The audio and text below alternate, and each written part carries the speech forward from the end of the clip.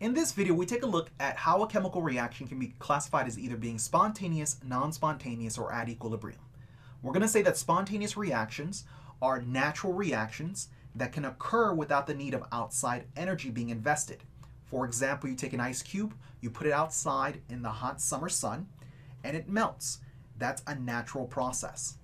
Non-spontaneous reactions, on the other hand, cannot occur unless outside energy is invested. You wouldn't be able to freeze a bucket of water outside in the summer sun unless somehow you placed it within a fridge, which changes the conditions and allows the water to finally freeze. Now, certain variables can help us identify if a chemical reaction is spontaneous, non-spontaneous, or at equilibrium. When we say spontaneous here, notice that for our chemical reaction A plus B gives me C, we have a solid arrow going forward. This is not a reversible process. Spontaneous reactions are irreversible. They only go one way, the forward direction. We're going to say here that the entropy of our universe is connected to the second law of thermodynamics, which says that the entropy of the universe is always increasing. So delta S universe is greater than 0. For a spontaneous process, Gibbs free energy, which is delta G, is less than 0. And your equilibrium constant K, which is products over reactants, will be greater than 1. In addition to the equilibrium constant, we can introduce our reaction quotient Q.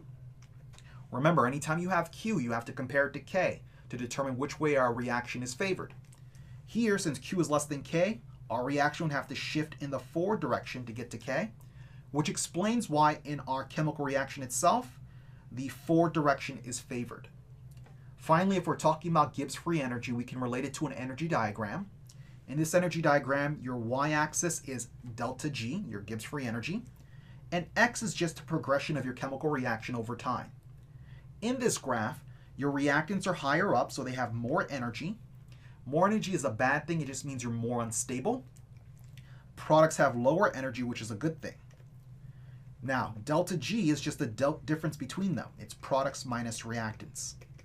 And in a spontaneous process, delta G is negative, making it exergonic.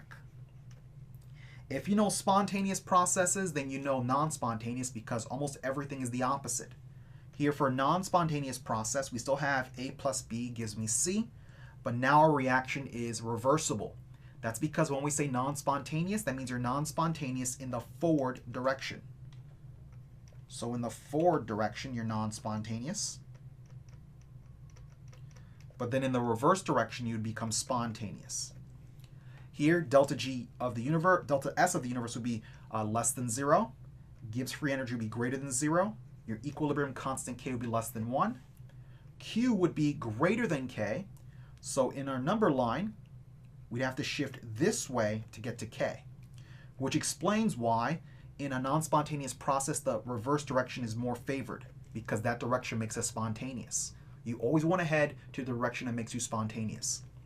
In terms of the energy diagram, your reactants now are lower in energy than your products, and their difference would give us a delta G greater than 0, which makes it endergonic. Then finally, if we say that you are at equilibrium,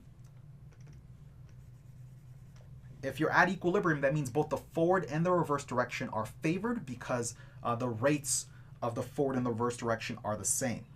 Here, we'd say that our delta S universe is equal to 0, Gibbs free energy is equal to 0, and your K, your equilibrium constant K, is equal to 1. Since you're at equilibrium, Q equals K, so there is no shifting.